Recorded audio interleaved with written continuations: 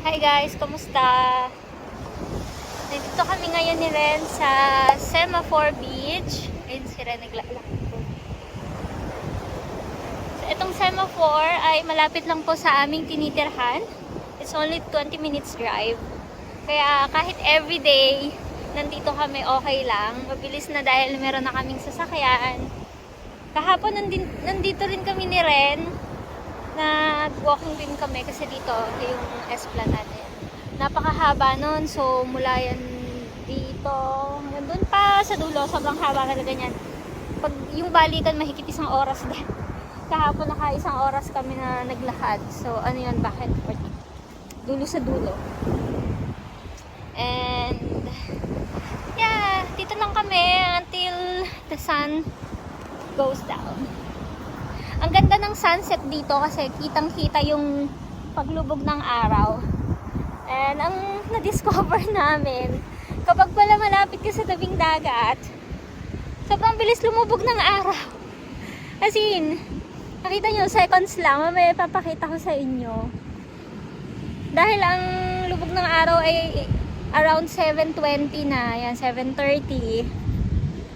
Kaya, minsan dito na kami nagdi-dinner, nagbabaon na lang kami ni Ren. Ang sarap lang tumambay sa tabing dagat. Ito yung mga hindi namin nagagawa noon, back in Sydney. So dito, may mga amenities dito sa area namin na na-enjoy namin ni Ren. Kasi malapit lang kami. And then dumagdag pa na meron na nga kaming service. So nakakatuwa, nakaka-enjoy. Kung ako ang tatanungin niyo, mas na-enjoy ko dito sa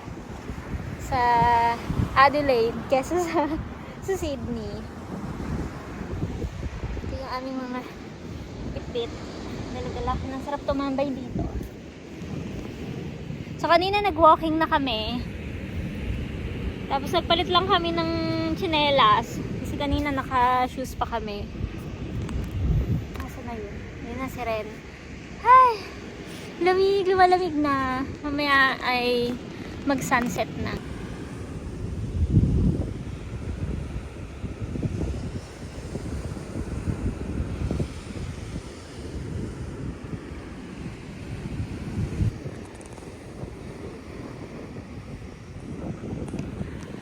Guys, ang ganda ng sun dito sa Semaphore Beach. Kita nyo naman, oh.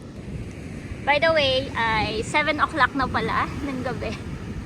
At inaabangan namin yung sunset. Di lang kami makapaglakad dun sa may tubig kasi medyo mabula dahil nga merong algal bloom.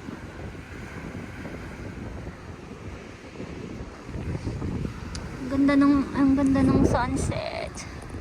I love sunset talaga.